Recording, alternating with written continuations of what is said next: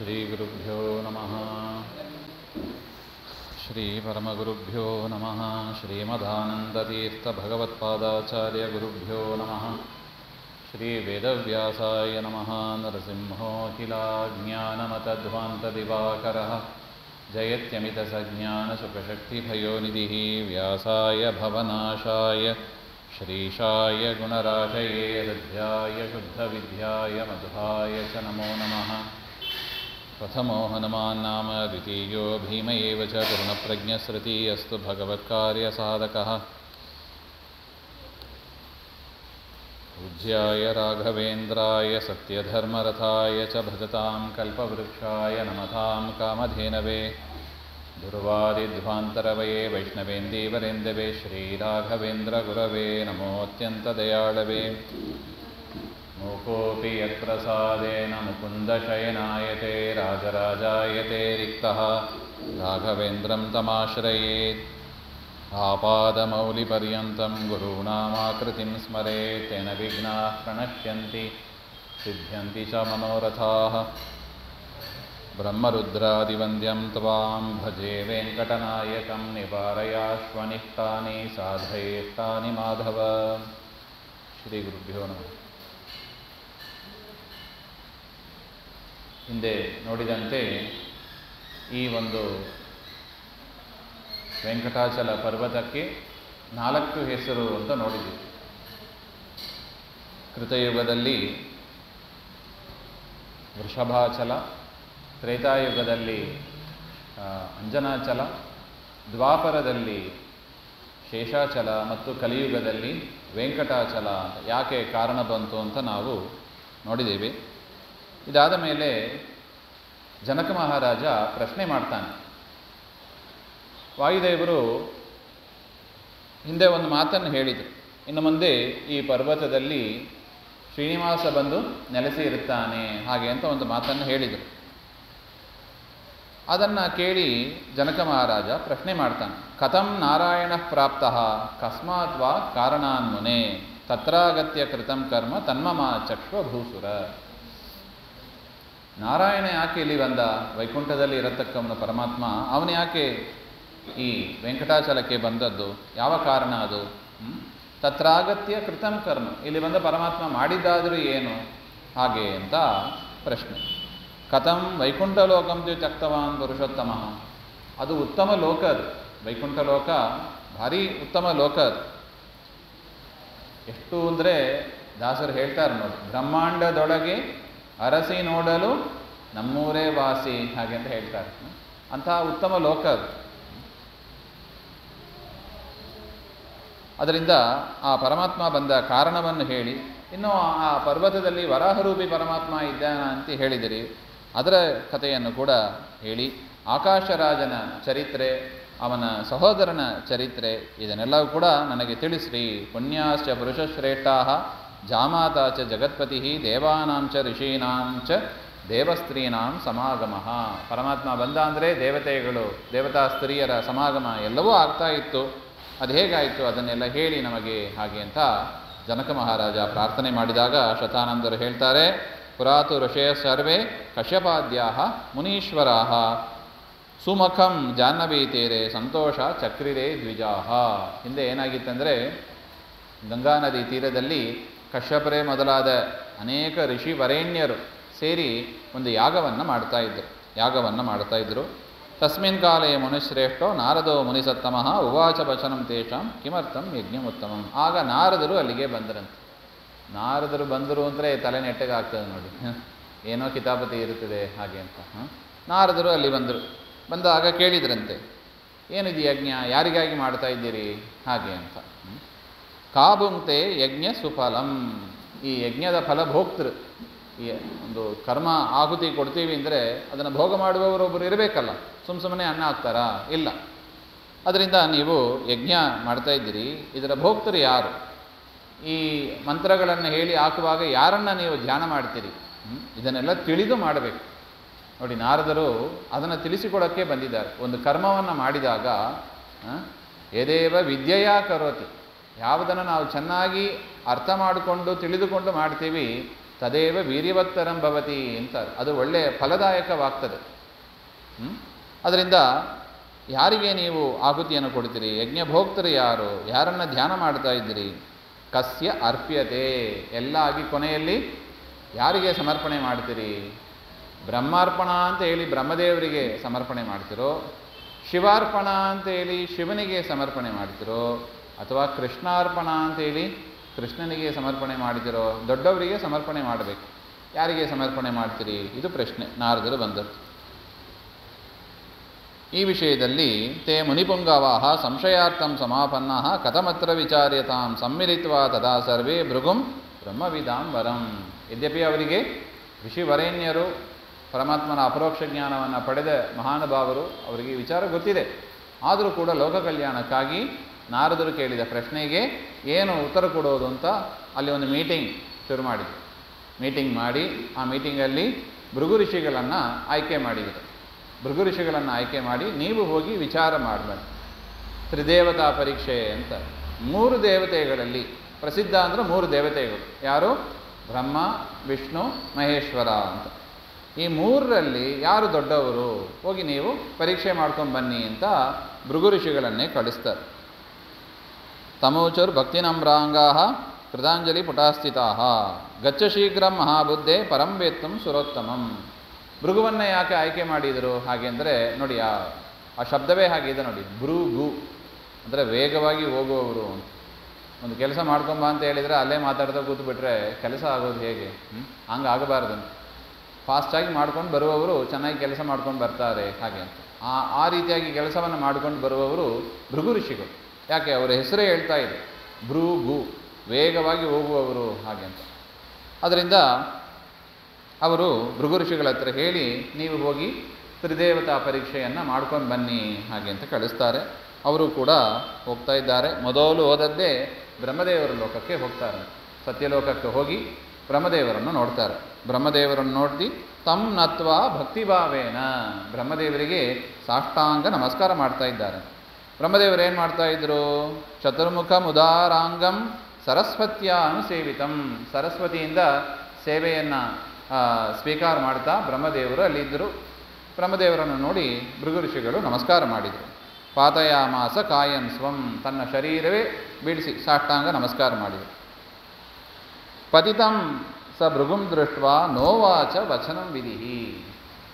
ಭೃಗು ಋಷಿಗಳು ನಮಸ್ಕಾರ ಮಾಡಿದ್ದಾರೆ.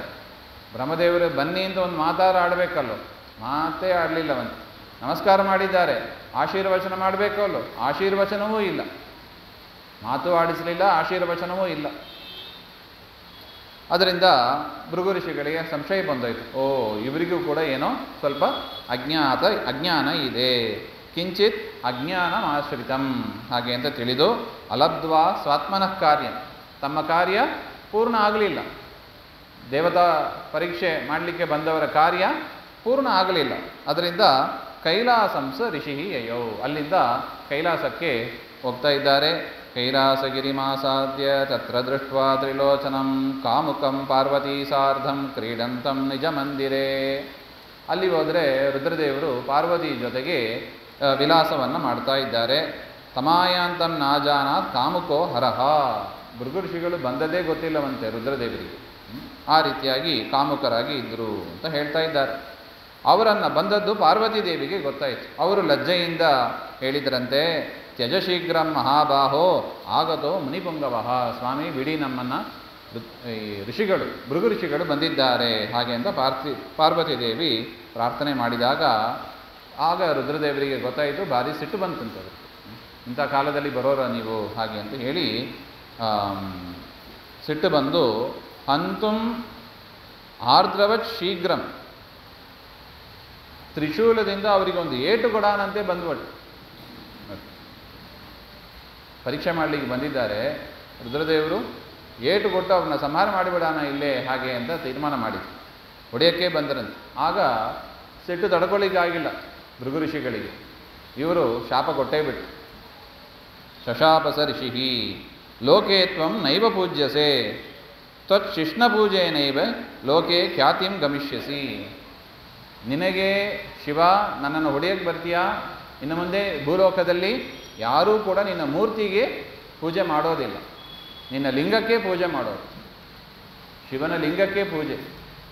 ನೋಡಿ, ಅವತ್ತು ನಡೆದ ಪುರಾಣ ಇದು, ಅವತ್ತು ನಡೆದ ಘಟನೆ. ಈ ಪುರಾಣ ಎಷ್ಟು ಸತ್ಯ ನೋಡಿ. ಇವತ್ತಿಗೂ ಕೂಡ ಏನಿಲ್ಲ, ರುದ್ರದೇವರಿಗೆ ಮೂರ್ತಿ ಪೂಜೆ ಇಲ್ಲ. ಪ್ರಸಿದ್ಧ 12 ಜ್ಯೋತಿರ್ಲಿಂಗ ಅಂತ ಪ್ರಸಿದ್ಧ ಜ್ಯೋತಿರ್ಲಿಂಗಗಳು ಇದೆ. ಎಲ್ಲ ಯಾವ ರೂಪ? ಲಿಂಗದ ರೂಪದಲ್ಲೇ ಪೂಜೆ. ಮೂರ್ತಿವತ್ತಾಗಿ ಅನೇಕ ಗಣಪನಿಗೆ ಮೂರ್ತಿ ಪೂಜೆ ಇದೆ. ಅವರ ಮಗ ಕುಮಾರ ಸುಬ್ರಹ್ಮಣ್ಯ ಅವರಿಗೂ ಮೂರ್ತಿ ಪೂಜೆ ಇದೆ. ಆದರೆ ಯಾರಿಗಿಲ್ಲ? ಶಿವನ ಮೂರ್ತಿ ಪೂಜೆ ಅಂತ ಇಲ್ಲ ನೋಡಿ, ಲಿಂಗಕ್ಕೆ ಪೂಜೆ ಅಂತ ದೊಡ್ಡ ದೊಡ್ಡ ದೇವಸ್ಥಾನದಲ್ಲೂ ಹಾಗೆ. ಅದರಿಂದ ಅವತ್ತು ಋಷಿಗಳು ಕೊಟ್ಟ ಶಾಪ ಅದು ಇವತ್ತಿಗೂ ಕೂಡ ನಡೀತದೆ ಹಾಗೆ ಅಂತ. ಅಟ್ ಮಾತ್ರ ಅಲ್ಲ, ಬ್ರಹ್ಮದೇವರಿಗೂ ಕೂಡ ಶಾಪ ಕೊಟ್ರಂತೆ, ನಿಮಗೆ ಪೂಜೆನೇ ಇಲ್ಲದೆ ಹೋಗಲಿ ಹಾಗೆ. ನೋಡಿ, ಎಲ್ಲರೂ ಬ್ರಹ್ಮದೇವರ ದೇವಸ್ಥಾನ ಅಂತ ಕೇಳಿದ್ದೀರಾ? ಇಲ್ಲವೇ ಇಲ್ಲ.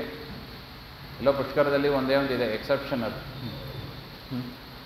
ಅದು ಬಿಟ್ಟರೆ ಬ್ರಹ್ಮದೇವರ ದೇವಸ್ಥಾನವೇ ಇಲ್ಲ. ಯಾಕೆ? ಭೃಗು ಋಷಿಗಳು ಅವತ್ತು ಕೊಟ್ಟ ಶಾಪ. ಇದರ ಮೇಲೆ ಒಂದು ಪ್ರಶ್ನೆ,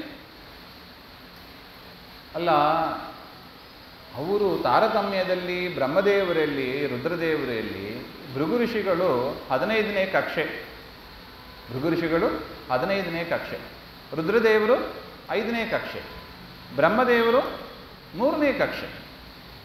ಸಣ್ಣವರು ಕೊಟ್ಟ ಒಂದು ಶಾಪ ಅದು ದೊಡ್ಡವರಿಗೆ ಹೆಂಗೆ ತಟ್ಟುತ್ತದೆ? ಅದು ಹುಸಿ ಮಾಡ್ಬೋದಾಯಿತು, ನಿನ್ನ ಮಾತು ಏನು ಉಪಯೋಗ ಇಲ್ಲ, ಹೋಗಿ ತೆಗೆದಾಕಬಹುದಾಯಿತು. ಆದರೂ ಕೂಡ ಬ್ರಹ್ಮದೇವರಾಗಲಿ ರುದ್ರದೇವರಾಗಲಿ ಏನು ಮಾಡಿಲ್ಲ, ಈ ಒಂದು ಶಾಪವನ್ನು ನಿರಾಕರಣೆ ಮಾಡಲಿಲ್ಲ. ಇದರ ಮೇಲೆ ಒಂದು ಪ್ರಶ್ನೆ, ಈ ಒಂದು ವಿಚಾರವನ್ನು ಕೂಡ ಗುರುಗಳು ವಿದ್ಯಾನ್ ತೀರ್ಥರು ಒಂದು ಉತ್ತರ ಕೊಡ್ತಾರೆ ತಮ್ಮ ಪ್ರವಚನಗಳಲ್ಲಿ. ಏನಂದರೆ, ಹಿಂದೆ ಈ ಭೃಗು ಋಷಿಗಳ ಹೆಂಡತಿ ಒಬ್ಬರು ಇದ್ದರಂತೆ. ಅವರು ದೈತ್ಯರ ಪಕ್ಷಪಾತಿಯಾಗಿ ಇದ್ದರಂತೆ, ದೈತ್ಯರಿಗೆ ಸಪೋರ್ಟ್ ಮಾಡುವವರಂತೆ. ಆಹುತಿ ಎಲ್ಲ ಕೊಟ್ಟಾಗ ಅವರಿಗೆ ಸ್ವಲ್ಪ ಆಗುವಂತೆ ಫೇವರ್ ಆಗಿ ಇದ್ದರು, ಅಸುರರಿಗೆ ಫೇವರ್ ಆಗಿ ಇದ್ದರು. ಈ ವಿಚಾರ ಪರಮಾತ್ಮನಿಗೆ ಗೊತ್ತಾಯಿತು. ಪರಮಾತ್ಮ ಸೀದಾ ಹೋದ, ಭೃಗು ಋಷಿಗಳ ಆಶ್ರಮಕ್ಕೆ ಹೋದ, ಆ ಭೃಗು ಋಷಿಗಳ ಪತ್ನಿಯ ತಲೆಯನ್ನೇ ಕಡಿದಾಕಿದ. ಆಗ ಭೃಗು ಋಷಿಗಳು ಸಿಟ್ಟು ಬಂದು ಪರಮಾತ್ಮನಿಗೆ ಶಾಪ ಕೊಡ್ತಾರೆ, ನೀನು ಕೂಡ ನಿನ್ನ ಪತ್ನಿಯಿಂದ ವಿಯೋಗವನ್ನು ಪಡಿ ಅಂತ. ಒಂದು, ನಿನಗೂ ಪತ್ನಿಗೂ ನಿನ್ನ ಪತ್ನಿಗೂ ಕೂಡ ಕಲಹ ಬರಲಿ, ಹಾಗೆ 2 ಶಾಪವನ್ನು ಕೊಟ್ಟಿದ್ದಾರೆ. ಪರಮಾತ್ಮ ಆಯಿತು ಅಂತ ಒಪ್ಕೋತಾನೆ. ಏನು ಆಯಿತು? ಇಷ್ಟೆಲ್ಲ ಶಾಪ ಕೊಟ್ಟು ಬಿಟ್ಟು ಭೃಗು ಋಷಿಗಳು ಮತ್ತೆ ಕಾಡಿಗೆ ಹೋಗಿ ತಪಸ್ ಮಾಡಿದರಂತೆ. ಯಾರನ್ನು ಕುರಿತು? ವಿಷ್ಣುವನ್ನೇ ಕುರಿತು ತಪಸ್ ಮಾಡಿದರು. ಪರಮಾತ್ಮನು ಪ್ರತ್ಯಕ್ಷನಾಗಿ ಕೇಳಿದಂತೆ, ಏನಪ್ಪ ಅವತ್ತು ಶಾಪ ಕೊಟ್ಟು ಇವರು ತಪಸ್ ಮಾಡ್ತಾ ಇದ್ದಿ, ಏನು ಬೇಕು ನಿಮಗೆ ಹಾಗೆ.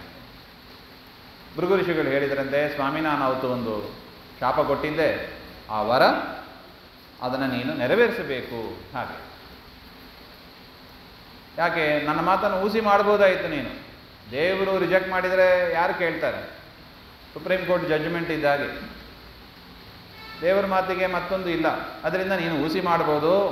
ನೀನು ಆ ರೀತಿಯಾಗಿ ಊಸಿ ಮಾಡಿದರೆ ನಮ್ಮ ಮಾತಿಗೆ ಏನು ಬೆಲೆ ಇರ್ತದೆ? ಮೊದಲೇ ಬ್ರಾಹ್ಮಣರಿಗೆ ಯಾರು ಗೌರವ ಕೊಡೋದಿಲ್ಲ. ನೀನು ಇಂಥದ್ದೆಲ್ಲ ಮಾಡಿಬಿಟ್ರೆ ಬ್ರಾಹ್ಮಣ ಜಾತಿಗೆ ಗೌರವ ಹಾನಿಯಾಗ್ತದೆ. ಅದರಿಂದ ನೀನು ಈ ರೀತಿಯಾಗಿ ಮಾಡಬಾರ್ದು ಅಂತ ಪ್ರಾರ್ಥನೆ ಮಾಡಿದರಂತೆ. ದೇವರನ್ನು ಕೂಡ ಆಯಿತು ಅಂತ ಆಮೋದನೆ ಮಾಡಿಬಿಟ್ಟು ದೇವತೆಗಳನ್ನೆಲ್ಲ ಕರೆದು ಹೇಳಿದನಂತೆ, ನೋಡಿ, ಇನ್ನು ಮುಂದೆ ಋಷಿಗಳು ಬ್ರಾಹ್ಮಣರು ಶಾಪ ಕೊಟ್ಟರೆ ನೀವು ಅದನ್ನು ಸ್ವೀಕಾರ ಮಾಡಬೇಕು. ಪರಮಾತ್ಮನ ಆಜ್ಞೆ ಅಂತ ತಿಳಿದು ನೀವು ಅದನ್ನು ಸ್ವೀಕಾರ ಮಾಡಬೇಕು. ಇಲ್ಲದಿದ್ದರೆ ಅವರು ಶಾಪವನ್ನು ಕೊಟ್ಟು ಆ ಶಾಪ ನೆರವೇರಿಸುವುದಕ್ಕಾಗಿ ಮತ್ತೆ ಕಾಡಿಗೆ ಹೋಗಿ ತಪಸ್ ಮಾಡಿ ನಿಮ್ಮನ್ನು ಪ್ರತ್ಯಕ್ಷ ಮಾಡಿಕೊಂಡು ಅಷ್ಟು ತೊಂದರೆ ಅವರಿಗೆ ಕೊಡಬಾರದು.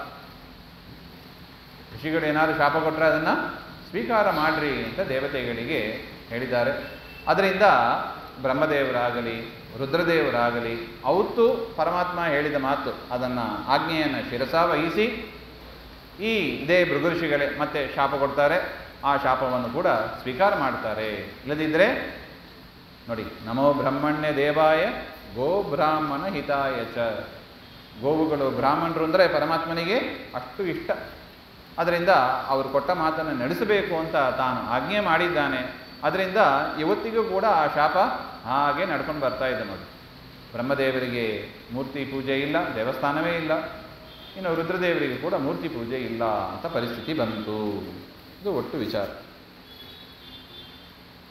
2 ಫೇಲ್ ಆಯಿತು, 2 ಅಟೆಂಪ್ಟ್ ಫೇಲ್ ಆಯಿತು.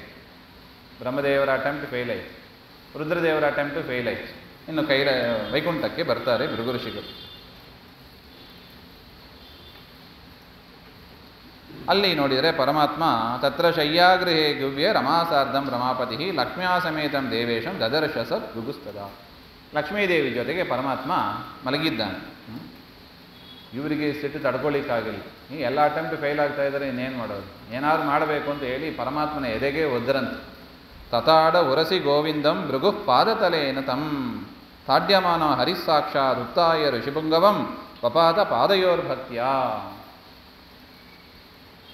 ಪಾದದಿಂದ ಪರಮಾತ್ಮನ ಎದೆಗೆ ಒದೀತಾರೆ. ಒದ್ದ ಕೂಡಲೇ ಪರಮಾತ್ಮ ಎದ್ದು ಭೃಗು ಋಷಿಗಳ ಪಾದಕ್ಕೆ ಬಂದು ನಮಸ್ಕಾರ ಮಾಡಿದನು. ಎಂಥ ಸೌಜನ್ಯ ನೋಡಿ. ಯದ್ಯಪಿ ತಾನು ಯಾರು? ಸರ್ವೋತ್ತಮ. ಬೇರೆಯವರಾಗಿದ್ದರೆ ವಾಪಸ್ ಒದಿಯುವವರೇ. ಪರಮಾತ್ಮ ಹಂಗೆ ಮಾಡಿಲ್ಲ. ಅಷ್ಟು ಸೌಜನ್ಯ. ನಮೋ ಬ್ರಹ್ಮಣ್ಯ ದೇವಾಯ ಗೋಬ್ರಾಹ್ಮಣ ಹಿತಾಯ ಚ. ಮತ್ತೆ ತಾನೇ ಹೇಳಿರೋದು, ಹೇಗೆ ಮಾಡಿ ತೋರಿಸ್ತಾನೆ ನೋಡಿ. ದೇವರು ಯಾವುದು ಕೂಡ ಬರೀ ಮಾತು ಆಡುವವನಲ್ಲ, ತಾನು ಅದನ್ನು ನಿದರ್ಶನಪೂರ್ವಕ ಪ್ರಾಕ್ಟಿಕಲ್ ಆಗಿ ಮಾಡಿ ತೋರಿಸುವ ವ್ಯಕ್ತಿ ಪರಮಾತ್ಮ ಅಂದರೆ. ಆಲಿಲಿಂಗೇತಿ ಭಕ್ತಿ ಇವ ಉವಾಚ ಋಷಿಪುಂಗವಂ. ಸ್ವಾಮಿನ ನನ್ನ ಆಲಿಂಗನ ಮಾಡಿಕೊಳ್ಳಿ, ಹೆಚ್ಚು ಸುಖ ಆಗ್ತದೆ ನಿಮಗೆ ಹಾಗೆ ಅಂತ ಹೇಳಿ ಆಲಿಂಗನವನ್ನು ಕೂಡ ಮಾಡ್ಕೊತಾನೆ. ಮಾಡಿಬಿಟ್ಟು ಪರಮಾತ್ಮ ಕೇಳಿದನಂತೆ, ಕಿಮರ್ಥಂ ತ್ವಂ ಋಷಿಶ್ರೇಷ್ಠ ಮಚ್ಚರೀರಂ ಕಠೋರಕಂ ಅಮೃತಂ ಚ ಅಜರಾಜಯುಕ್ತಂ ಅಚ್ಛೇದ್ಯಂ ದೇವಮಾನುಷೈ ವಜ್ರಾದ್ ಅಷ್ಟಗುಣಂ ವಿದ್ಧಿ ಮಚ್ಚರೀರಂ ದ್ವಿಜೋತ್ತಮ ಕಿಮರ್ಥಂ ತಾಡಿತಂ ವಿಪ್ರ ಕೋಮಲಾಂಗ್ರಿ ತಲೇನತ ಪಾದೌ ತೇ ಕೋಮಲೌ ದಿವ್ಯೋ ಮಚ್ಚರೀರ ಸಮಾಗಮಾತ್ ಕಿಯದ್ದುಃಖಂ ಸಮಾಪನ್ನೋ ನ ಜಾನಾಮಿ ದ್ವಿಜೋತ್ತಮ. ಸ್ವಾಮಿ, ನನ್ನನ್ನು ಯಾಕೆ ನೀವು ಪಾದದಿಂದ ಹೊಡೆದ್ರಿ? ಈ ವಜ್ರಾಯುಧ ಭಾರಿ ಗಟ್ಟಿ ಇದೆ. ವಜ್ರಾಯುಧಕ್ಕಿಂತ 8 ಪಟ್ಟು ಗಟ್ಟಿಯಾದದ್ದು ನನ್ನ ಶರೀರ. ಈ ನನ್ನ ಪಾದದಿಂದ ನೀವು ಒದ್ದದ್ದಕ್ಕೆ ನಿಮ್ಮ ಪಾದ ಎಷ್ಟು ನೋವಾಗ್ತದೋ ಏನೋ ನನಗೆ ಗೊತ್ತಿಲ್ಲ ಹಾಗೆ ಅಂತ ಪರಮಾತ್ಮ ಹೇಳ್ತಾನೆ. ಅದು ಬೇರೆಯವರ ಪರಿಸ್ಥಿತಿ ನೋಡಿ ಹೇಗಿರುತ್ತದೆ ಹಾಗೆ ಅಂತ. ಈ ಮಾತುಗಳು ಬರಬೇಕು ಅಂದರೆ ಒಂದು ಸೌಜನ್ಯ ಇರಬೇಕು ನೋಡಿ. ಅದನ್ನು ಗುರುಗಳು ಹೇಳ್ತಾ ಇದ್ದಾರೆ. ದದಾರ ಮೇಲೆ ಇತ್ಯುಕ್ತ ದ್ವಿಜಪಾದೌತೌ ಪ್ರಕ್ಷಾಲ್ಯ ಉಷ್ಣೋದಕೇನ ವೈ ದದಾರ ಶಿರಸಾದೋಯಂ ವಿಪ್ರಪಾದೋದಕಂ ಶುಭಂ. ಅಷ್ಟು ಮಾತ್ರ ಇಲ್ಲ, ಲಕ್ಷ್ಮೀದೇವಿಗೆ ಹೇಳಿದನಂತೆ, ಹೋಗಿ ಬಿಸಿನೀರು ತೆಗೆದುಕೊಂಡು ಬಾ, ಮನೆಗೆ ಋಷಿಗಳು ಬಂದಿದ್ದಾರೆ, ಪಾದ ಪ್ರಕ್ಷಾಳನೆ ಆಗಬೇಕು ಅಂತ ಹೇಳಿ ಪರಮಾತ್ಮ ಪಾದ ಪ್ರಕ್ಷಾಳನೆ ಮಾಡಿ ತಾನು ಆ ನೀರನ್ನು ಪ್ರೋಕ್ಷಣೆ ಮಾಡಿ ಲಕ್ಷ್ಮೀದೇವಿಗೂ ಪ್ರೋಕ್ಷಣೆ ಮಾಡಿ ಮನೆಯಲ್ಲಿ ವೈಕುಂಠದಲ್ಲಿ ಯಾರ್ಯಾರಿದ್ದಾರೋ ಎಲ್ಲರ ಮೇಲೆ ಪ್ರೋಕ್ಷಣೆ ಮಾಡಿದ್ದಾನೆ. ಎಷ್ಟು ಅದ್ಭುತ ಅಂದರೆ, ಬ್ರಾಹ್ಮಣರ ಪಾದತೀರ್ಥದ ಮಹಿಮೆ ಸಮುದ್ರದಲ್ಲಿ ಸುಮಾರು ಎಲ್ಲ ತೀರ್ಥಗಳು ಸಮುದ್ರದಲ್ಲಿ ಇದೆ.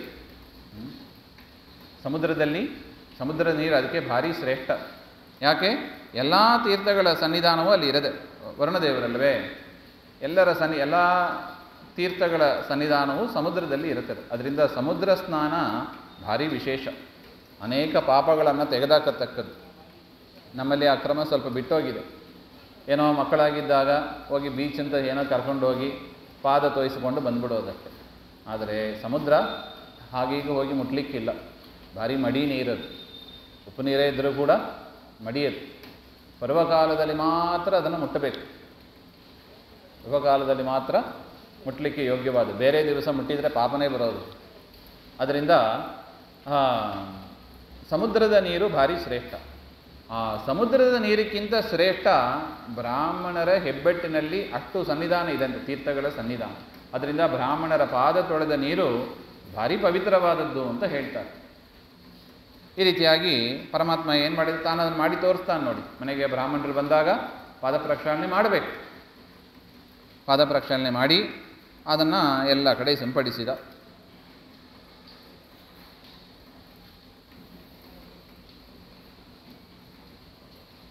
ಮಾಡಿ ಒಂದು ಮಾತು ಹೇಳ್ತಾನಂತೆ, ವಿಬುಧ ದರ್ಶನೇನೈವ ಪುನಂತಿ ಚ ಜಗತ್ರಯಂ. ಹಾಗೆ ಅಂತ ನಿಮ್ಮ ಪಾದ ಪ್ರಕ್ಷಾಳನೆ ನೀರು ಪವಿತ್ರ ಹೇಳೋದು ಬಿಡಿ, ನಿಮ್ಮ ದರ್ಶನ ನೋಡಿದರೆ ನಮ್ಮ ಪಾಪ ಹೊಟ್ಟೋಗ್ತದೆ, ನಾವು ಅಷ್ಟು ಪವಿತ್ರರಾಗ್ಬಿಡ್ತೀವಿ. ಬ್ರಾಹ್ಮಣರ ದರ್ಶನದಿಂದಲೇ ಪವಿತ್ರರಾಗ್ಬಿಡ್ತೀವಿ. ಇನ್ನು ಪಾದ ಪ್ರಕ್ಷಾಳನೆ ಮಾಡಿದ ನೀರನ್ನು ಪ್ರೋಕ್ಷಣೆ ಮಾಡಿದ್ದೀವಿ ಅಂದರೆ ಅತೀ ಪವಿತ್ರರಾಗಿರ್ತೀವಿ ಅಂತ ಇನ್ನೇನು ಹೇಳೋದು. ಹಾಗೆ ಅಂತ ಪರಮಾತ್ಮ ಕೊಂಡಾಡ್ತಾನಂತೆ. ಇತ್ಯುಕ್ತೋ ದೇವದೇವೇನ ಋಷಿಶ್ಚಾಗ ಧರಾತನಂ ಋಷೀನಾಂ ಅಗ್ರಜಾತೀನಾಂ ಸಭಾಯಾಂ ಚ ಋಷಿಸ್ತದಾ ಬೋಧಯಾಮಾಸ ತಾನ್ ಸರ್ವಾನ್ ಸತು ಸರ್ವೋತ್ತಮ ಸ್ವಯಂ ಇತ್ಯೇವಂ ಚಕ್ರಿರೆ ಯಜ್ಞಂ ಅರ್ಪಣಂ ಜಗದೀಶಿತು. ಎಷ್ಟು ಆಯ್ತು. ಆ ಭೃಗು ಋಷಿಗಳು ಸಂಪೂರ್ಣ ಕೂಲ್ ಡೌನ್ ಆದರು. ಇಂಥ ಮಾತುಗಳನ್ನು ಪರಮಾತ್ಮ ಆಡಿದ್ದನ್ನು ಕೇಳಿ ತುಂಬ ಸಂತುಷ್ಟರಾಗಿ ಅಲ್ಲಿಂದ ಬಂದು ಈ ಯಜ್ಞ ಮಂಟಪಕ್ಕೆ ಬರ್ತಾರೆ. ಗಂಗಾ ತೀರದಲ್ಲಿ ಯಜ್ಞ ಮಂಟಪಕ್ಕೆ ಬಂದು ಎಲ್ಲರ ಮುಂದೆ ಹೇಳ್ತಾರೆ, ನೋಡಿ ತ್ರಿದೇವತಾ ಪರೀಕ್ಷೆ ಮಾಡ್ಕೊಂಡು ಬಂದಿದ್ದೀನಿ, ರಿಸಲ್ಟ್ ಅನೌನ್ಸ್ ಮಾಡ್ತೀನಿ, ಎಲೆಕ್ಷನ್ ರಿಸಲ್ಟು ಕೇಳ್ಕೊಳ್ಳಿ ಹಾಗೆ ಅಂತ ಹೇಳಿದ್ರಂತೆ. ಏನು ಅಂತ? ಹರಿ ಸರ್ವೋತ್ತಮ ಸಾಕ್ಷಾತ್. ಯಾರು ಸರ್ವೋತ್ತಮ? ಹರಿಯೇ ಸರ್ವೋತ್ತಮ. ರಮಾದೇವಿ ತದಂತರ. ಅನಂತರ ಸ್ಥಾನ ಯಾರಿಗೆ? ರಮೆಗೆ, ಲಕ್ಷ್ಮೀದೇವಿಗೆ ಎರಡನೇ ಕಕ್ಷೆ. ವಿಧಿವಾಣ್ಯೋ ತದಂತೆ ಚ. ಮೂರನೇ ಕಕ್ಷೆ ಯಾರಿಗೆ? ಬ್ರಹ್ಮದೇವರಿಗೆ, ಸರಸ್ವತಿ ದೇವಿಗೆ. ತದಂತೆ ಶರ್ವಪೂರ್ವಕಾ. ತದನಂತರ ರುದ್ರ ಮೊದಲಾದವರು. ಹಾಗೆ ಅಂತ. ಏವಂ ತರತಮಾಜ್ಞೇಯ ಸುರದೈತ್ಯ ನರೇಶು ಚ. ಈ ರೀತಿಯಾಗಿ ತಾರತಮ್ಯವನ್ನು ನೀವು ತಿಳಿಯತಕ್ಕದ್ದು. ತ್ರಿದೇವತಾ ಪರೀಕ್ಷೆ ಆಗಿದೆ, ಹರಿಯೇ ವಿನ್ನರ್ ಹಾಗೆಂತ ಹೇಳಿ ಹರಿ ಸರ್ವೋತ್ತಮ ಅಂತ ಹೇಳಿ ಅಲ್ಲಿ ರಿಸಲ್ಟನ್ನು ಹೇಳ್ತಾರೆ. ಈ ರೀತಿಯಾಗಿ ಹರಿಂ ನಿಶ್ಚಿತ್ಯ ಸರ್ವೇಶಂ ಚಕ್ರುಸ್ತಸ್ಮೈ ಮಖಾರ್ಪಣಂ. ಈ ರೀತಿಯಾಗಿ ನಿಶ್ಚಯ ಮಾಡಿ ಪರಮಾತ್ಮನನ್ನೇ ಧ್ಯಾನ ಮಾಡುತ್ತಾ ಪರಮಾತ್ಮನಿಗೆ ಶ್ರೀಮಧ್ವಾಂತರ್ಗತ ಕೃಷ್ಣಾರ್ಪಣ ಅಂತ ಹೇಳಿ ಎಲ್ಲರೂ ಕೂಡ ಕೃಷ್ಣಾರ್ಪಣವನ್ನು ಮಾಡಿದರು ಅಂತ ಹೇಳ್ತಾ ಇದ್ದಾರೆ. ಸೊ ಅದರಿಂದ ಆಚಾರ್ಯರು ಹೇಳಿದ ಸಿದ್ಧಾಂತ ಅದೇನೋ ಇತ್ತೀಚೆಗೆ 800 ವರ್ಷದ ಹಿಂದೆ ಆಚಾರ್ಯರು ಹೊಸದಾಗಿ ಇನ್ವೆಂಟ್ ಮಾಡಿ ಆಚಾರ್ಯರ ಇನ್ವೆನ್ಷನ್ ಅದು. ಏನು? ಹರಿ ಸರ್ವೋತ್ತಮ ಹಾಗೇನು ತಿಳಿಬೇಡಿ. ಈ ಪದ ಹರಿ ಸರ್ವೋತ್ತಮ ಎಂಬ ಪದ ಎಲ್ಲಿದೆ? ಹರಿ ಸರ್ವೋತ್ತಮ ಭವಿಷ್ಯೋತ್ತರ ಪುರಾಣದಲ್ಲಿ ಇದೆ. ಇದು ಯಾವಾಗ ಬಂದದ್ದು? ಇದು ವೇದವ್ಯಾಸರು ಬರೆದಿಟ್ಟದ್ದು. ಸುಮಾರು 6000 ವರ್ಷ ಹತ್ರ ಆಗಿದೆ ಬರೆದು. ಆಗಲೇ ಬರೆದಿಟ್ಟ ಸಿದ್ಧಾಂತ ಇದು. ಯಾವುದು? ಹರಿ ಸರ್ವೋತ್ತಮ, ವಾಯು ಜೀವೋತ್ತಮ. ಹಿಂದೆ ನೋಡಿದ್ದೀವಿ, ಶೇಷಾಚಲ ಬಂದಾಗ ಶೇಷದೇವರಿಗಿಂತ ಉತ್ತಮರಾಗಿ ವಾಯುದೇವರಿದ್ದಾರೆ ಹಾಗೆ ಎಂಬ ಅದು ಬಲ ಪರೀಕ್ಷೆ ಆಗಿದೆ. ಸೊ ಅದರಿಂದ ಈ ತಾರತಮ್ಯ ಸಿದ್ಧಾಂತ ಇದು ಸನಾತನ ಧರ್ಮದಲ್ಲೇ ಸೇರಿದ್ದಿದೆ. ಇದು ಹೊಸದಾಗಿ ಆಚಾರ್ಯರು ಅದನ್ನು ಮರೆಯಾಗಿತ್ತು, ಅದನ್ನು ಪುನಃ ಪ್ರಸಿದ್ಧಿಗೆ ತಂದರು ಅಷ್ಟೇ ಹೊರತು ಇದು ಆಚಾರ್ಯರ ಹೊಸ ಕೊಡುಗೆ ಹಾಗೆ ಅಂತ ನಾವು ಚಿಂತಿಸಬಾರದು. ಪ್ರಾಚೀನ ಸಿದ್ಧಾಂತ ಇದು, ಸನಾತನ ಸಿದ್ಧಾಂತ ಇದು. ಈ ರೀತಿಯಾಗಿ ಪರಮಾತ್ಮನಿಗೆ ಸಮರ್ಪಣೆಯನ್ನು ಮಾಡಿದರು. ಇಷ್ಟಾದ ಮೇಲೆ ಅಲ್ಲಿ ಭೃಗು ಋಷಿಗಳು ಶಾಪ ಕೊಟ್ಟಿದ್ದರು ನೋಡಿ. ಏನು ಅಂತ? ನಿನಗೂ ನಿನ್ನ ಹೆಂಡತಿಗೂ ವಿಯೋಗ ಆಗಲಿ. ಅದನ್ನು ಪರಮಾತ್ಮ ಎಲ್ಲಿ ಮಾಡಿ ತೋರಿಸಿದ? ರಾಮಾಯಣ ಕಾಲದಲ್ಲಿ ಮಾಡಿದ. ಸೀತೆಯನ್ನು ವಿಯೋಗ ಆದಂತೆ, ಅದೆಲ್ಲ ನಾಟಕನೇ. ಸೀತಾ ಗೊಂಬೆಯನ್ನೇ ರಾವಣ ಅಪಹಾರ ಮಾಡಿದ್ದು, ಸೀತೆ ರಾಮನ ಜೊತೆಗೆ ಇದ್ದರು. ಆದರೂ ಕೂಡ ಲೋಕದೃಷ್ಟಿಯಿಂದ ಏನಾಯಿತು? ಸೀತಾ ಅಪಹಾರ ಆದಂತೆ ಆಗಿ ಅಲ್ಲಿ ಭೃಗು ಋಷಿಗಳ ಶಾಪವನ್ನು ಪರಮಾತ್ಮ ಒಂದನ್ನು ಅಲ್ಲಿ ಪೂರೈಸಿದ. ಎರಡನೇದು ಉಳೀತು. ಏನು? ನಿನಗೂ ನಿನ್ನ ಹೆಂಡತಿಗೂ ಕಲಹ ಬರಲಿ, ಆಗ್ಲಿಕ್ಕೆ ಸಾಧ್ಯನಾ? ಸಾಧ್ಯನೇ ಇಲ್ಲ. ಅದು ಕೂಡ ನಿತ್ಯ ಐಕ್ಯಮತ್ಯ ಇರುವವರು ಲಕ್ಷ್ಮೀನಾರಾಯಣರು. ಅವರ ಮಧ್ಯದಲ್ಲಿ ವಿಯೋಗ ಎನ್ನುವುದೇ ಇರೋದಿಲ್ಲ. ತಾಮಸರು ಆ ರೀತಿಯಾಗಿ ಚಿಂತನೆ ಮಾಡ್ತಾರಂತೆ. ರಾಮಾಯಣದಲ್ಲೇ ಅದು ಬರುತ್ತದೆ. ಸೊ ಅದರಿಂದ ಆದರೂ ಒಂದು ನಾಟಕ ಆಗಲೇಬೇಕು. ಹೇಗೆ ಸೀತೆಯ ವಿಯೋಗ ಎನ್ನುವ ನಾಟಕ ಆಯಿತೋ ಅದೇ ಥರ ಲಕ್ಷ್ಮೀನಾರಾಯಣರ ಕಲಹ ಎನ್ನತಕ್ಕ ನಾಟಕ, ಅದನ್ನು ಪರಮಾತ್ಮ ಈಗ ಮಾಡಿ ತೋರಿಸ್ತಾ ಇದ್ದಾನೆ. ಇದು ಯಾವಾಗ? ಸುಮಾರು ದ್ವಾಪರ ಯುಗದ ಕೊನೆಯಲ್ಲಿ ಆದ ಒಂದು ಘಟನೆ ಇದು. ರಮಾ ಸಾರ್ಧಂ ಯದಾ ತಿಷ್ಠ ತದೋವಾಚ ರಮಾಹರಿಂ. ಏಕಾಂತದಲ್ಲಿ ರಮೆ ಕೆಲವು ಮಾತುಗಳನ್ನು ಪರಮಾತ್ಮನ ಮುಂದೆ ಹೇಳ್ತಾ ಇದ್ದ. ಏನಂತ? ಗಚ್ಚಾಮಿ ದೇವದೇವೇಶ ತ್ಯಕ್ವಾ ತಾಂ ಜಗದೀಶ್ವರ ತಾಡಿತೋಸಿ ಜಗನ್ನಾಥ ಋಷಿನಾ ಅವರ ಜನ್ಮನ ಮದಾಲಿಂಗ್ಯಸ್ಥಲೇ ದೇವ ಪಾದೇನೈವ ಜಗತ್ಪತೆ ಕರವೀರಪುರಂ ದಿವ್ಯಂ ಗಚ್ಚಾಮಿ ಗರುಡಧ್ವಜ. ಸ್ವಾಮಿಗಳು ಚೆನ್ನಾಗಿ ಹೇಳ್ತಾರೆ ನೋಡಿ. ತಮ್ಮ ಬಟ್ಟೆಯನ್ನೆಲ್ಲ ಪ್ಯಾಕ್ ಮಾಡ್ಕೋತಾ ಇದ್ರಂತೆ ಲಕ್ಷ್ಮೀದೇವಿ. ಏನು ಬಟ್ಟೆಗೆಲ್ಲ ಪ್ಯಾಕ್ ಮಾಡ್ತಾ ಇದೆಯಾ ಹಾಗೆ? ಏನೂ ಇಲ್ಲ ಬಿಡಿ ಹಾಗೆ ಅಂತ ಲಕ್ಷ್ಮೀದೇವಿ ಹೇಳಿದರು. ಆ ಥರ ಒಂದು ಪ್ರೇಮ ಕಲಹ ಅಂತ ಕರೀತಾರೆ ಇದನ್ನು. ಇದು ಕಲಹ ಒಟ್ಟು. ಹೇಳಿದಾಗ ಲಕ್ಷ್ಮೀದೇವಿ ಹೇಳ್ತಾಳಂತೆ, ರಮೆ, ನಾನು ವಾಸ ಮಾಡುವ ಸ್ಥಳ ಯಾವುದು? ಪರಮಾತ್ಮನ ವಕ್ಷಸ್ಥಳ. ಅದನ್ನು ಅವರ ಜನ್ಮ, ದೇವತೆಗಳಿಗಿಂತ ಋಷಿಗಳು ಅವರ ಜನ್ಮ ಅಂದರೆ ಕೆಳಗಿನ ಜನ್ಮದವರು. ಅವರ ಜನ್ಮದಲ್ಲಿ ಹುಟ್ಟಿದ ಭೃಗು ಋಷಿ ನಾನು ಆಲಿಂಗನ ಮಾಡುವ ಆ ವಕ್ಷಸ್ಥಳದಲ್ಲಿ ಹೊಡೆದಿದ್ದಾನೆ.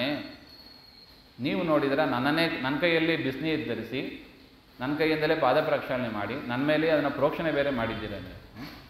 ನನಗೆ ಹೊಟ್ಟೆ ಉರ್ಕೋತಾ ಕೂತಿದ್ದೀನಿ ನಾನು. ನೀವು ನೋಡ್ರೆ ಹಿಂಗೆ ಮಾಡ್ತಾ ಕೂತಿದ್ದೀರ.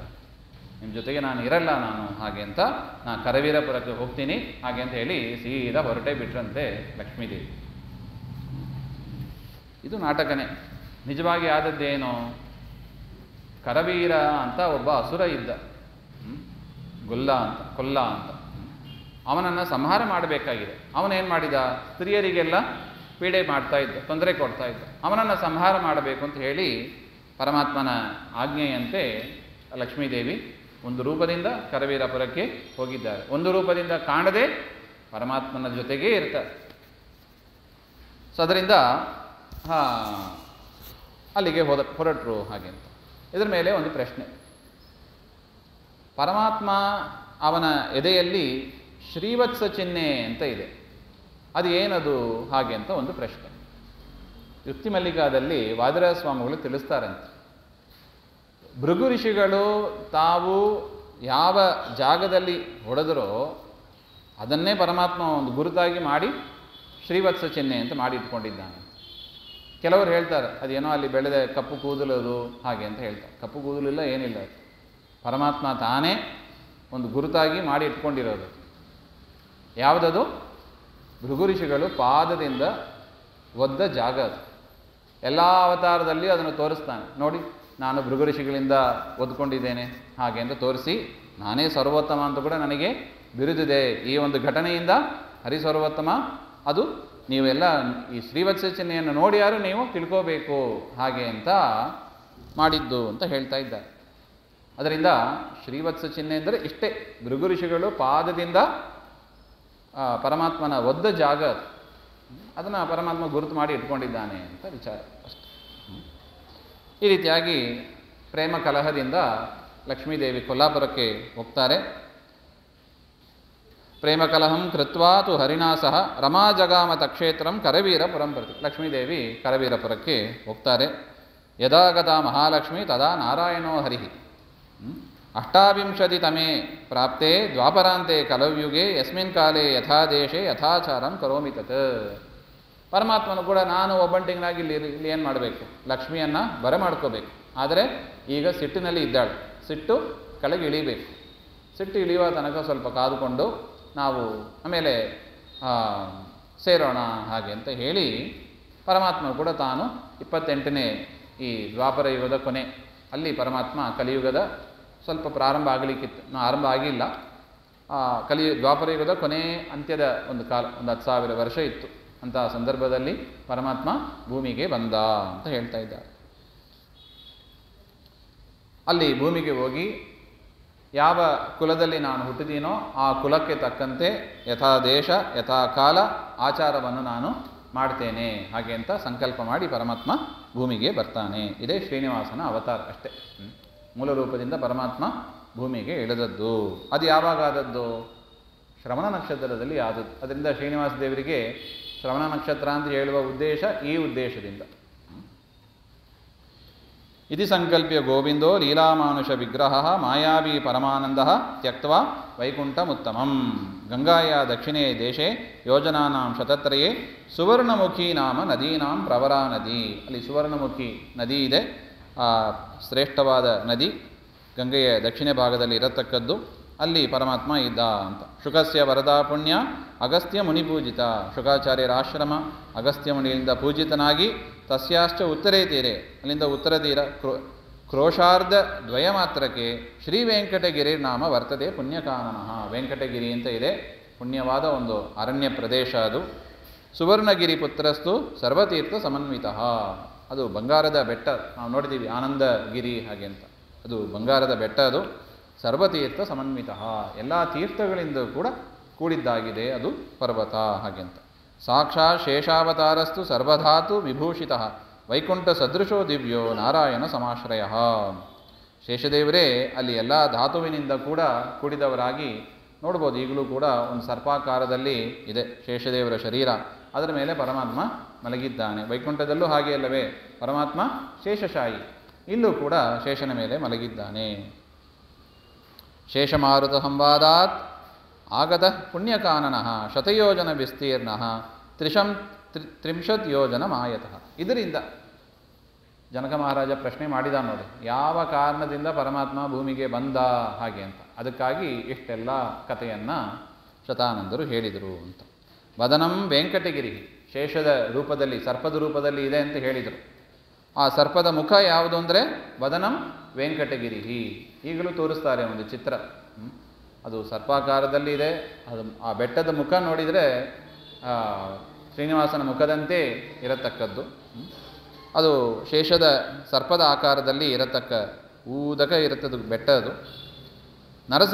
ನಾರಸಿಂಹಶ್ಚ ಮಧ್ಯಮ, ನಾರಸಿಂಹ ಅಂದರೆ ಯಾವುದು?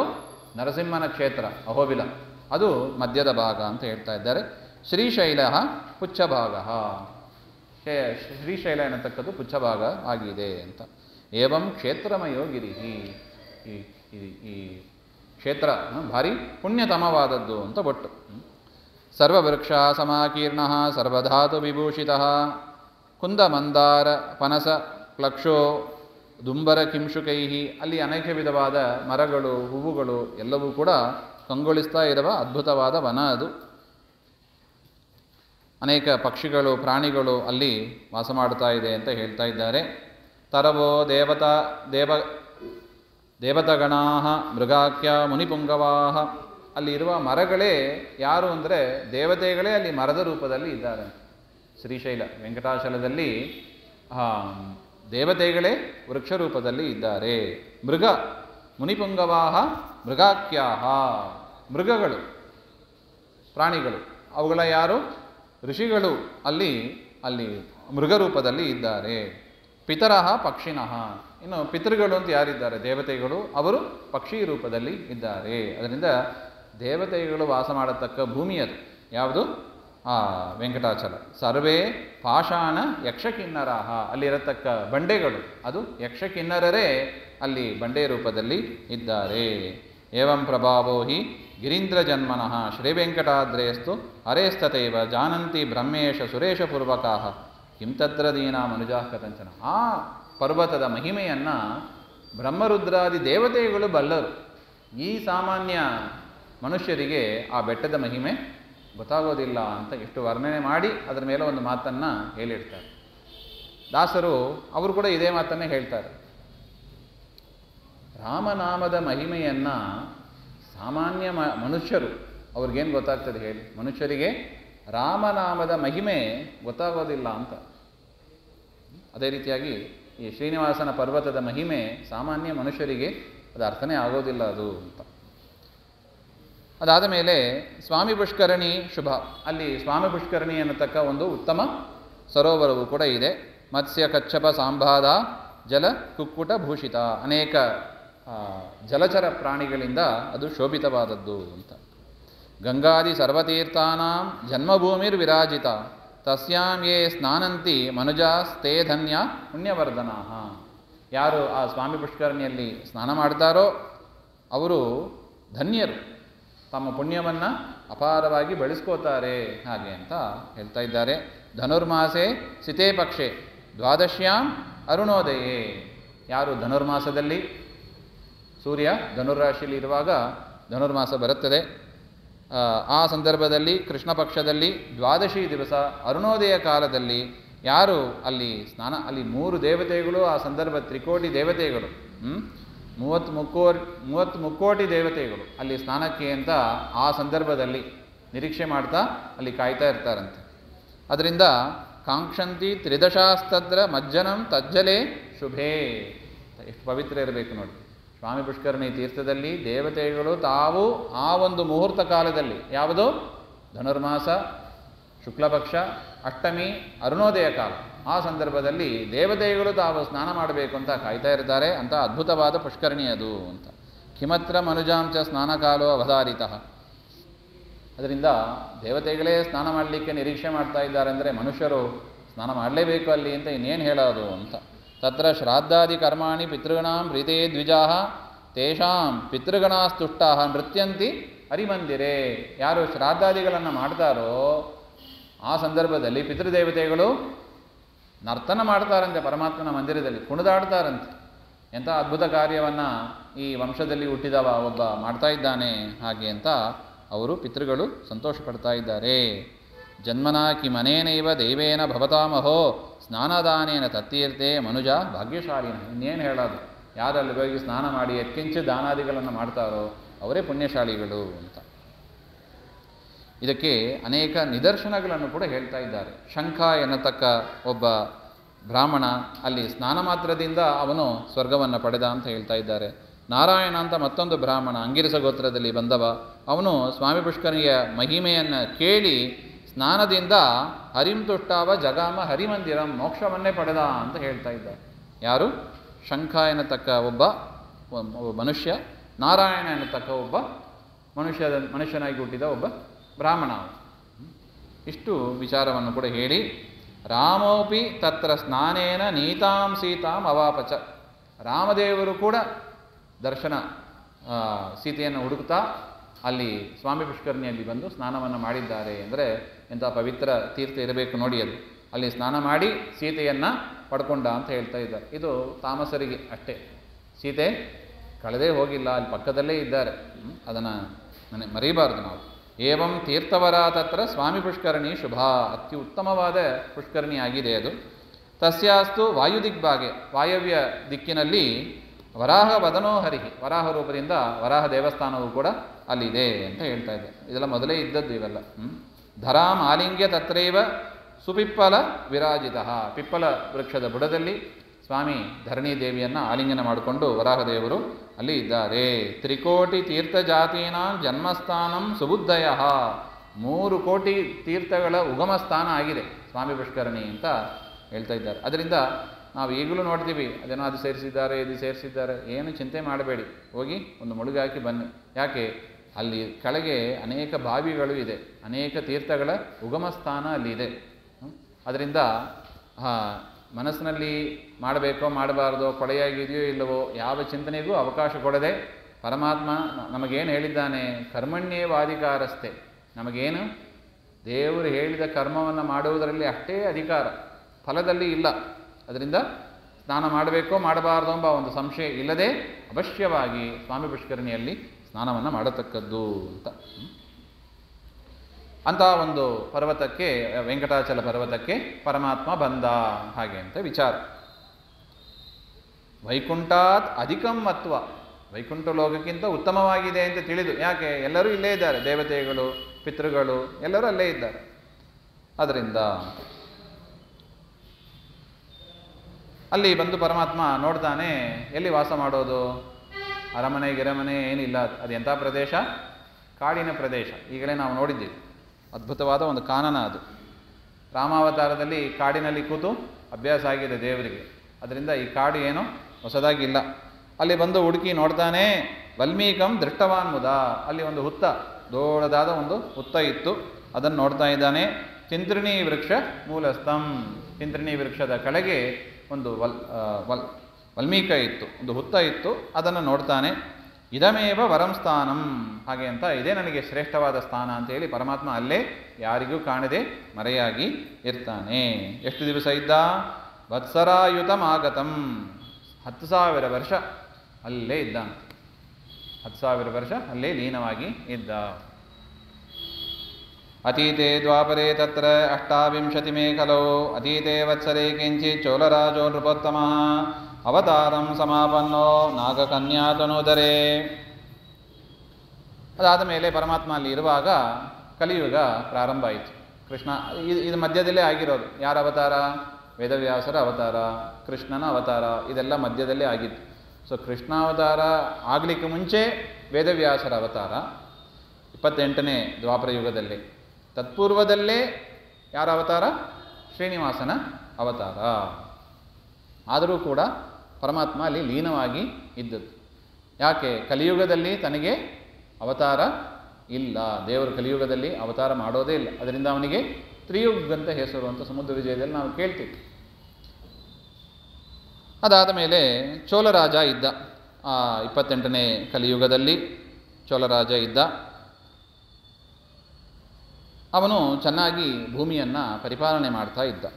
ಭೋಕ್ಷೀರ ದುಧಾ ಗಾವಃ ಪುತ್ರಾವೈ ಪಿತೃವತ್ಸಲಾಹ. ಆಕಳುಗಳು ಚೆನ್ನಾಗಿ ಹಾಲನ್ನು ಕರಿತಾ ಇದ್ದವು. ನೋಡಿ, ಒಂದು ದೇಶ ಸುಭಿಕ್ಷವಾಗಿದೆ ಅಂತ ತೀರ್ಮಾನ ಮಾಡೋದು ಹೇಗೆ? ಆಕಳುಗಳು ಚೆನ್ನಾಗಿ ಹಾಲು ಕೊಡ್ತಾ ಇದ್ದರೆ ಸುಭಿಕ್ಷವಾಗಿದೆ ಅಂತ ಅರ್ಥ. ಪುತ್ರಾವೈ ಪಿತೃವತ್ಸಲಾಹ. ಇನ್ನೊಂದು ಪ್ಯಾರಾಮೀಟರ್ ಯಾವುದು? ಮಕ್ಕಳಾದವರು ತಮ್ಮ ತಂದೆಯ ಹತ್ರ ಪ್ರೀತಿಯಿಂದ ನಡ್ಕೊಂಡ್ರೆ ದೇಶ ಸುಭಿಕ್ಷವಾಗಿದೆ. ಯಾಕೆ? ರಾಜ ಆ ರೀತಿಯಾಗಿ ಧರ್ಮಶಾಸನ ಮಾಡ್ತಾನೆ. ಅದರಿಂದ ಇದೆಲ್ಲ ಇಟ್ಟಿದ್ದಾರೆ. ಕಾಲೇ ವರ್ಷತಿ ಪರ್ಜನ್ಯ. ಇನ್ನೊಂದು ಪ್ಯಾರಾಮೀಟರ್ ಯಾವುದು? ಕಾಲ ಕಾಲಕ್ಕೆ ಮಳೆ ಬರಬೇಕು. ಹಾಗಿದ್ದರೆ ರಾಜ್ಯ ಚೆನ್ನಾಗಿದೆ ಅಂತ ಅರ್ಥ. ಕ್ಷೇತ್ರಾಶ್ಚ ಬಹುಧಾನ್ಯದಾಹ. ಅನೇಕ ಧಾನ್ಯಗಳಿಂದ ತುಂಬಿ ಇರಬೇಕು. ನಾರ್ಯ ಪತಿವ್ರತಾ ಸರ್ವಾಹ. ಎಲ್ಲ ಸ್ತ್ರೀಯರು ಕೂಡ ಪತಿವ್ರತಾ ಸ್ತ್ರೀಯರಾಗಿ ಇರ್ತಾ ಇದ್ದರು. ಸ್ವಪತ್ನ್ಯಾಂ ಪುರುಷಾಹ ರತಾಹ. ತಮ್ಮ ಪತ್ನಿ ಜೊತೆಗೆ ಪುರುಷರು ಆಸಕ್ತಿಯನ್ನು ಮಾಡ್ತಾ ಇದ್ದರೆ ಹೊರತು ಪರಸ್ತ್ರೀಯರ ಸಂಘವನ್ನು ಯಾವ ಪುರುಷರು ಕೂಡ ಮಾಡಲಿಲ್ಲ ಅಂತ ಹೇಳ್ತಾ ಇದ್ದಾರೆ. ಅಂತಹ ಕಾಲದಲ್ಲಿ ಚೋಳರಾಜ ಆ ದೇಶವನ್ನು ಆಳ್ತಾ ಇದ್ದ. ಆಗ ಪರಮಾತ್ಮನಿಗೆ ಆಹಾರ, ಅಭಿಷೇಕ, ಪೂಜೆ ಯಾವುದೂ ಆಗ್ತಾ ಇಲ್ಲ. ಕಾಡಿನಲ್ಲಿದ್ದರೆ ಯಾರು ಮಾಡೋರು? ಏನೋ ಬೆಂಗಳೂರು ಸಿಟಿಯಲ್ಲಿ ಇದ್ದರೆ ಏನಾದ್ರು ನಡೀತಾ ಇತ್ತು. ಮಠಗಳು ಇದೆ, ಎಲ್ಲರೂ ನಡೀತಾ ಇತ್ತು. ಆ ಕಾಡಿನಲ್ಲಿ ಯಾರು ಹೋಗಿ ಮಾಡಬೇಕು? ಮೊದಲೇ ಯಾರೂ ಹೋಗೋದಿಲ್ಲ ಕಾಡಿಗೆ. ಅದರಿಂದ ಲಕ್ಷ್ಮೀದೇವಿ ಆಲೋಚನೆ ಮಾಡಿದಳೆ. ಸಿಟ್ಟೆಲ್ಲ ನಾಟಕದ ಸಿಟ್ಟೆಲ್ಲ ಹೋಗಿತ್ತು. ತಾನು ಒಂದು ಗೊಲ್ಲ ಸ್ತ್ರೀಯಾಗಿ, ಗೋಪಿಕಾ ಸ್ತ್ರೀಯಾಗಿ ತಾನು ಒಂದು ವೇಷವನ್ನು ಧರಿಸಿ ಬ್ರಹ್ಮದೇವರನ್ನು ಹಸುವನ್ನಾಗಿ ಮಾಡಿ ರುದ್ರದೇವರನ್ನು ಕರುವನ್ನಾಗಿ ಮಾಡಿಕೊಂಡು ಆ ಚೋಳರಾಜನ ಮನೆಗೆ ಲಕ್ಷ್ಮೀದೇವಿಯೇ ಬರ್ತಾಳೆ. ಬ್ರಹ್ಮಾಧೇನು ಶಿವೋವತ್ಸೋ ಗೋಪಾಲಿ ಕಮಲಾಲಯ ಅಂತ ಬರೀತಾರೆ. ಪಶ್ಯಂತಿ ಪತಿಮಾರ್ಗಂತು ಚೋಳರಾಜನ ಅಭ್ಯಗಾತ್. ಪತಿ ಎಲ್ಲಿ ಹೋಗಿದ್ದಾನೆ ಅಂತ ಹುಡುಕ್ತಾ ಗೊತ್ತಾಯಿತು, ಚೋಳರಾಜದಲ್ಲಿ ನನ್ನ ಪತಿ ಇದ್ದಾನೆ. ಹಾಗೆಂತ ಲಕ್ಷ್ಮೀದೇವಿ ಅಲ್ಲಿಗೆ ಬಂದರು. ವಿಕ್ರೀತ್ವಾಗ ಮಹಾಲಕ್ಷ್ಮಿ ಜಗಾಮ ನಿಜದಾಮಚ. ಅಲ್ಲಿ ಬಂದು ಆ ಆಕಳನ್ನು ಕರುವನ್ನು ಮಾರಿಬಿಟ್ಟು ತಮ್ಮ ಕೊಲ್ಲಾಪುರಕ್ಕೆ ವಾಪಸ್ ಬಂದರು. ಏನು ಅಂತ ಹೇಳಿದರು ರಾಜನ ಹತ್ರ? ಭೋಕ್ಷೀರಧರಾಂ ಸಾಧ್ವೀಂ ಪುತ್ರಾರ್ಥಂ ತಾಂ ಪೃಥಕ್ಕೃತಾಂ. ಅವರು ಹೇಳುವಾಗಲೇ ಹೇಳಿದ್ರಂತೆ, ಇದು ಒಂದು ವಿಶಿಷ್ಟವಾದ ಗೋವು, ಒಂದು ದಿವಸಕ್ಕೆ ಭಾರಿ ಹಾಲು ಕೊಡತಕ್ಕದ್ದು ವಿಶಿಷ್ಟವಾದ ಗೋವು ಇದು. 10 ಜೊತೆಗೆ 11 ಅಂತ ಇದನ್ನು ಸೇರಿಸಬೇಡ, ಚೆನ್ನಾಗಿ ನೋಡ್ಕೋ ಇದನ್ನು ಹಾಗೆ ಅಂತ. ಬ್ರಹ್ಮದೇವರಲ್ವೇ, ಅದರಿಂದ ಅಷ್ಟು ಒಂದು ವಿಶೇಷವನ್ನು ಹೇಳಿ ಎಷ್ಟು ದುಡ್ಡು ಕೊಡಬೇಕು ಹಾಗೆ ಅಂದರೆ, ಇದು ದುಡ್ಡು ಕೊಟ್ಟು ತಗೊಳ್ಳಿಕ್ಕೆ ಬರೋದಿಲ್ಲ, ಇದು ದುಡ್ಡು ಕಟ್ಟೋಕ್ಕೆ ಆಗೋದಿಲ್ಲ, ಅಂತಹ ಹಸು ಇದು, ಚೆನ್ನಾಗಿ ನೋಡ್ಕೋ ಸಾಕು ನೀನು ಹಾಗೆ ಅಂತ ಹೇಳಿ ಆ ಲಕ್ಷ್ಮೀದೇವಿ ಹಸುವನ್ನು ಕೊಟ್ಟು ಅವರು ಅಲ್ಲಿಂದ ತಮ್ಮ ಮನೆಗೆ ಹೋದರು ಅಂತ ಅಂದರೆ ಕೊಲ್ಲಾಪುರಕ್ಕೆ ಬಂದರು. ಇಲ್ಲಿ ಆ ರಾಣಿ ಹತ್ರ ರಾಜ ಹೇಳಿದನಂತೆ, ಪುತ್ರಾರ್ಥಂ ತಾಂ ಪೃಥಕ್ಕೃತಾಂ. ಅವರು 2000 ಆಕಳನ್ನು ಇಟ್ಟುಕೊಂಡಿದ್ದ ಅಂತ ಚೋಳರಾಜ. ಅದ್ರ ಜೊತೆಗೆ ಇದನ್ನು ಸೇರಿಸಲಿಲ್ಲ, ಯಾಕಂದರೆ ಹೇಳಿದ್ದಾರೆ ಸಪ್ರೇಟಾಗಿ ಇಟ್ಟುಕೊಳ್ಳಿ ಹಾಗೆ ಅಂತ. ಅದರಿಂದ ರಾಣಿ ಹತ್ರ ಹೇಳುವಾಗ ಸಪ್ರೇಟಾಗಿ ಇಟ್ಟು ಈ ಹಾಲನ್ನು ಮಗನಿಗಾಗಿ ಕೊಡು ಹಾಗೆ. ಸರಿನಾ? ಇದು ಮನೆಗೆ ಒಂದು ವಸ್ತು ಬಂದರೆ ಯಾರಿಗಾಗಿ ವಿನಿಮಯ ಮಾಡಬೇಕು? ಮೊದಲು ದೇವರಿಗಾಗಿ ವಿನಿಮಯ ಮಾಡಬೇಕು. ಮನೆಗೆ ಒಂದು ಅರ್ಧ ಲೀಟ್ರ್ ಹಾಲು ಬಂತು, ಯಾರು ತಗೊಳ್ಳೋದು? ಈಗ ಹಾಲಿನ ವ್ರತ ಬಿಟ್ಟುಬಿಡಿ, ಹಾಲು ಬರೋದಿಲ್ಲ. ಅರ್ಧ ಲೀಟ್ರ್ ಮೊಸರು ತಂದೀವಿ, ಯಾರಿಗೆ ವಿನಿಮಯ ಆಗಬೇಕು? ನಾವು ಯಾರಿಗೆ ಮಾಡ್ತಾ ಇದ್ದೀವಿ? ನಮಗೆ ಬಿಟ್ಟದ್ದು. ಅಂದರೆ ಹಂಗೆ ಮಾಡಬಾರ್ದು ಅಂತ ವೇದವ್ಯಾಸರು ನಮಗೆ ಎಚ್ಚರ ಕೊಡ್ತಾ ಇದ್ದಾರೆ. ಮನೆಗೆ ಏನೇ ಬರಲಿ, ದವಸ ಧಾನ್ಯ, ಅಕ್ಕಿ, ಬೇಳೆ ಏನೇ ಬರಲಿ, ಯಾರಿಗೆ ಸಮರ್ಪಣೆ? ಫಸ್ಟು ಪರಮಾತ್ಮನಿಗೆ ಸಮರ್ಪಣೆ ಮಾಡಿಯೇ. ಅದು ರಾವಾಗಿದ್ದರೂ ಪರವಾಗಿಲ್ಲ, ಆದರೆ ಸರಿಯಾಗಿ ಮಡಿಯಲ್ಲಿ ಮಾಡಿ, ದೇವರಿಗೆ ನೈವೇದ್ಯ ಮಾಡಿ, ವೈಶ್ವದೇವ ಮಾಡಿ, ಬ್ರಾಹ್ಮಣರಿಗೆ ಕೊಟ್ಟು ನೀವು ತಗೊಳ್ಳಿ. ಮಾಡಲಿಕ್ಕಾಗಲ್ಲ, ತಂದ ಅಕ್ಕಿಯನ್ನೇ ದೇವರ ಮುಂದೆ ಇಟ್ಟು, ಸ್ವಾಮಿ ಇದೆಲ್ಲ ನೀನೇ ಕೊಟ್ಟದ್ದು ಅಂತ ಅದನ್ನು ಸಮರ್ಪಣೆ ಮಾಡಿಯೇ ತಗೋಬೇಕು. ಹಿಂದಿನ ಕಾಲದಲ್ಲಿ ಮಾಡ್ತಾ ಇದ್ರಂತೆ. ಅನಿರೀಕ್ಷಿತವಾಗಿ ಏನಾದ್ರು ದುಡ್ಡು ಬಂದರೆ ಅವತ್ತೇ ಶ್ರಾರ್ಧ ಮಾಡಿಬಿಡೋರು. ಅನಿರೀಕ್ಷಿತವಾಗಿ ದುಡ್ಡು ಬಂದರೆ, ಎಕ್ಸ್ಪೆಕ್ಟ್ ಮಾಡಿರಲ್ಲ, ದುಡ್ಡು ಬಂತು, ಏನು ಮಾಡೋರು? ಶ್ರಾರ್ಧ ಮಾಡೇ ಬಿಡೋರು. ಯಾಕೆ? ಪಿತೃಗಳಿಗೆ ಸೇರಬೇಕು. ಆ ಸಂಪತ್ತು ಪಿತೃಗಳಿಗೆ ಅನ್ನ ನೀರು ರೂಪದಲ್ಲಿ ಹೋಗಿ ಸೇರಬೇಕು. ಅವರು ಕೊಟ್ಟ ಶರೀರ ಅಲ್ಲವೇ? ಅವರನ್ನು ಮರೆತು ನಾವು ಯಾವುದನ್ನು ಮಾಡುವಂತೆ ಇಲ್ಲ. ಮನೆಗೆ ದವಸ ಧಾನ್ಯ ಬಂದರೂ ಅಷ್ಟೇ. ಮನೆಗೆ ಒಂದು ವಿಶಿಷ್ಟವಾದ ಬ್ರಾಹ್ಮಣರು ಬಂದರು, ಏನು ಮಾಡಬೇಕು? ಅವತ್ತೇ ಶ್ರಾರ್ಧ ಮಾಡಿಬಿಡಬೇಕು. ಬ್ರಾಹ್ಮಣರಿಗೆಲ್ಲ, ಯಾರು ಅಗಲಿರ್ತಾರೋ ಅವ್ರ ನಿಮಿತ್ತವಾಗಿ ಒಂದು ಶ್ರಾದ್ದವನ್ನು ಮಾಡಿ ಅವರಿಗೆ ಅದನ್ನು ಬಡಿಸಬೇಕು, ಹಾಗೆ ಅಂತ. ಆದರೆ ಚೋಳರಾಜನಿಗೆ ಏನಿತ್ತು? ಅಜ್ಞಾನ. ಯಾರಿಗಾಗಿ ಇಟ್ಟ ಹಾಲನ್ನು? ತನ್ನ ಮಗನಿಗಾಗಿ. ನೋಡಿ ಬರೀತಾರೆ ನೋಡಿ, ಪುತ್ರಾರ್ಥಂ ತಾಂ ಪೃಥಕ್ಕೃತಾಂ. ತನ್ನ ಮಗ ಚೆನ್ನಾಗಿರಬೇಕು. ಒಂದು ರಾಜನಿಗೆ ಈ ಭಾವನೆ ಬರಬಾರ್ದಿತ್ತು. ಪರಮಾತ್ಮನಿಗೆ ಕೊಟ್ಟು ಜನರಿಗೆ ಸುಭಿಕ್ಷೆ ಆಗಲಿ ಅಂತ ಇರಬೇಕು, ಸ್ವಾರ್ಥಪರವಾಗಬಾರ್ದು. ಆದರೂ ದೈವ ಇಚ್ಛೆ ಆ ರೀತಿಯಾಗಿ ಆಯಿತು. ತತ್ರ ತತ್ರ ಸಮಾಜಿಗ್ರನ್ ಭೂಧರೇಂದ್ರೇ ವೃಷಾಕಪಿಂ ವಿಚಿನೋತಿ ಸ್ಮ ಸರ್ವತ್ರ ಧೇನುರೂಪಿ ವಿಧಿಸ್ತದಾ. ಆಯಿತು ಅಂತ ಆ 2000 ಗೋವು ಜೊತೆಗೆ ಇದನ್ನು ಸೆಪರೇಟಾಗಿ ಗೋಪಾಲನು ಕೂಡ ಅದನ್ನು ಕಟ್ಟಿ ಇಟ್ಟಿದ್ದ. ದಿವಸ ಆ ಗೋವುಗಳೆಲ್ಲ ಮೇಯೋದಕ್ಕೆ ಅಂತ ಹೋಗೋದು, ಶ್ರೀನಿವಾಸ ಬೆಟ್ಟಕ್ಕೆ ಹೋಗೋದು, ಅಲ್ಲಿಂದ ವಾಪಸ್ ಬರೋದು. ಬ್ರಹ್ಮದೇವರು ಕೂಡ ಗೋವಿನ ರೂಪದಲ್ಲಿ ಇದ್ದ ಬ್ರಹ್ಮದೇವರು ಕೂಡ ಹುಡುಕ್ತಾರೆ, ಶ್ರೀನಿವಾಸ ಎಲ್ಲಿದ್ದಾನೆ ಅಂತ ಗೊತ್ತಾಯಿತು. ಒಂದು ಹುತ್ತದಲ್ಲಿ ಇದ್ದಾನೆ ಅಂತ ಗೊತ್ತಾಯಿತು. ಸೀದಾ ಅಲ್ಲಿ ಹೋಗೋದು, ಅಲ್ಲಿದ್ದಾನೆ ಅಂತ ಗೊತ್ತಾಗೋದು. ಸಮಾಸಿಂಚ ವಲ್ಮೀಕಂ ಸಮಂತ ಕ್ಷೀರಧಾರಯ ತದಾ ಪ್ರಭೃತಿ ನಿತ್ಯಂತು ರಾಜದೇನು ಗಣೈಸ್ಸಹ. ಅಲ್ಲಿ ಹೋಗೋದು, ಪರಮಾತ್ಮ ಇದ್ದದ್ದು ಗೊತ್ತಾಯಿತು, ತಾವೇ ಅಲ್ಲಿ ಹಾಲನ್ನು ಸುರಿದು ವಾಪಸ್ ಬಂದ್ಬಿಡೋದು. ಯಾಕೆ? ನಾನು ಈ ಹಾಲನ್ನು ಪರಮಾತ್ಮನಿಗೆ ಅಂತ ತಂದಿದ್ದರೆ, ಬ್ರಹ್ಮದೇವರ ಆಲೋಚನೆ, ಈ ರಾಜ ಏನು ಮಾಡ್ತಾನೆ? ನನ್ನ ಮಗನಿಗಾಗಿ ಅಂತ ಉಪಯೋಗಿಸ್ಕೊಂಡ್ಬಿಡ್ತಾನೆ, ತನ್ನ ಮಗನಿಗಾಗಿ ಅಂತ ಉಪಯೋಗಿಸ್ಕೊತಾನೆ. ಅವನಿಗಾಗಿ ನಾನು ಬಂದದ್ದಲ್ಲ. ಹಾಲು ಬಂದಿರೋದು, ನಮ್ಮ ಮನೆಗೆ ಹಾಲು ಬಂದಿರೋದು, ಅಥವಾ ಮೊಸರು ಬಂದಿರೋದು, ದವಸ ಧಾನ್ಯಗಳು ಬಂದಿರೋದು ಯಾರಿಗಾಗಿ? ನಾವು ಕೊಡೋದು ಬಿಡಿ, ಆ ಒಂದು ಪದಾರ್ಥಕ್ಕೆ ಅಭಿಮಾನಿ ದೇವತೆ ಅಂತ ಇದ್ದಾರೆ. ಅಕ್ಕಿಗೆ, ನೀರಿಗೆ, ನೀರಿಂದ ಶುರು. ಯಾರಿಗಾಗಿ ವಿನಿಮಯ ಮಾಡಬೇಕು? ದೇವರಿಗಾಗಿಯೇ ಫಸ್ಟ್. ನೋಡಿ, ಅದರಿಂದ ತನ್ನ ಮಗನಿಗಾಗಿ ಇಟ್ಕೋತಾನೆ ಅಂತ ಆ ಗೋವು ಚಿಂತನೆ ಮಾಡಿ ಏನು ಮಾಡಿತ್ತು? ಎಲ್ಲ ಹಾಲನ್ನು ಕೂಡ ಆ ವಲ್ಮೀಕದಲ್ಲೇ ಪರಮಾತ್ಮನಿಗೆ ಅಭಿಷೇಕ ಮಾಡಿಬಿಡ್ತು, ಕ್ಷೀರಾಭಿಷೇಕ ಮಾಡಿತ್ತು. ಈ ರೀತಿಯಾಗಿ ಪ್ರತಿ ದಿವಸ ಆಗ್ತಾ ಇತ್ತು. ತತ್ರ ಗತ್ವಾ ಅತಿಭಕ್ತಿಯೈವ ವಲ್ಮೀಕೆ ಕ್ಷೀರಸೇಚನಂ. ಭಾರಿ ಭಕ್ತಿಯಿಂದ, ಬ್ರಹ್ಮದೇವರ ಭಕ್ತಿಯಿಂದ ಕೇಳಬೇಕೆ, ಭಾರಿ ಭಕ್ತಿಯಿಂದ ಕ್ಷೀರಾಭಿಷೇಕ ಮಾಡ್ತಾ ಇತ್ತು. ಜಗನ್ನಾಥ ಪ್ರಸತ್ಯರ್ಥಂ ಧೇನುರೂಪೀ ಪಿತಾಮಹ ಕರೋತಿ ಸತತಂ ಗೇಹೇನ ಕ್ಷೀರಂಶ ದದಾತಿ. ಮನೆಯಲ್ಲಿ ಒಂದು ತೊಟ್ಟು ಹಾಲು ಕೊಟ್ಟಿಲ್ಲ, ಒಂದು ತೊಟ್ಟು ಹಾಲು ಮನೆಗೆ ಬಂದಿಲ್ಲ. ಆದರೆ ಹೆಸರು ಮಾತ್ರ ಭಾರಿ ವಿಲಕ್ಷಣವಾದ ಗೋವು ಅಂತ ಪ್ರಖ್ಯಾತವಾಗಿತ್ತು, ಆದರೆ ಒಂದು ಚೂರು ಹಾಲು ಬಂದಿಲ್ಲ. ಏವಂ ಕಾಲೇ ಗತೆ ತಸ್ಮಾತ್ ಚೋಳರಾಜ ಸತೀ ಸ್ವಯಂ ಧೇನುಪಾಲಂ ಸಮಾಹೂಯ ಇದಂ ವಚನಮಬ್ರವೀತ್. ಆ ರಾಣಿಗೆ ಗೊತ್ತಾಯಿತು, ಈ ಹಸುವಿನಿಂದ ಒಂದು ದಿವಸ ಕೂಡ ಹಾಲು ತಂದಿಲ್ಲ ಇವನು.